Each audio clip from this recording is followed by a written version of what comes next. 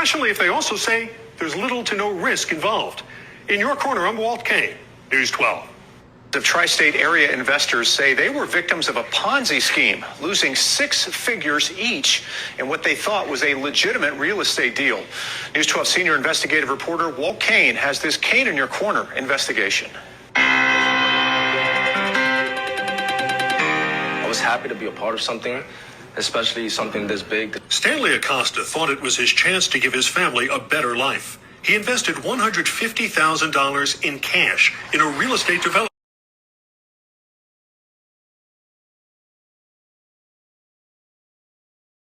deal. The money was supposed to be used to flip this property in Patterson. But Stanley says almost as soon as he signed the deal, something felt wrong. One of the biggest flags for me was he didn't count the cash. I'm giving you $150,000 in cash. You're going to want to make sure that every dollar is there. The developer was Cesar Pena, a social media influencer who advertises real estate seminars.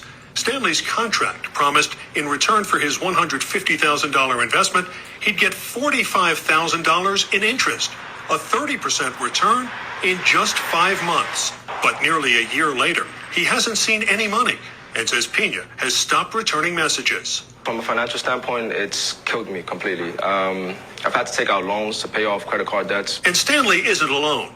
Kane in Your Corner has uncovered over a dozen lawsuits filed by people who say they invested with Pena and never got the money they were promised. Texting him like almost every other day, like, hey, what's up with the money season? Like, I need that money, bro. Like, constantly texting him. He keeps delaying. Our investigation finds in some cases, Pena sold investments in properties real estate records show he never owned or sold years earlier.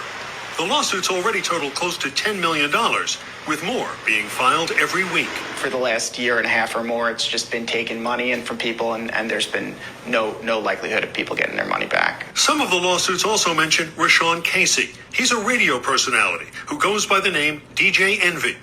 Casey often appeared with Pena at real estate seminars, but his attorney insists he's a victim too. And DJ Envy also gave $500,000 as an investment, which he has not received back yet. Pena's attorney declined to be interviewed, but in a letter to the court, he complains about the tactics he says some investors are using. He writes, "My clients need time to first protect their family from threats of death, rape, and physical harm. After that," he writes, "they need to make serious and complex decisions as to how to move forward and what attorney or attorneys to move forward with." As for Stanley Acosta, he just hopes he and his family get some of their money back. If I had an opportunity to say something to Cesar and his family, it would be to just do right by the victims. The SEC says before you invest money in any business deal,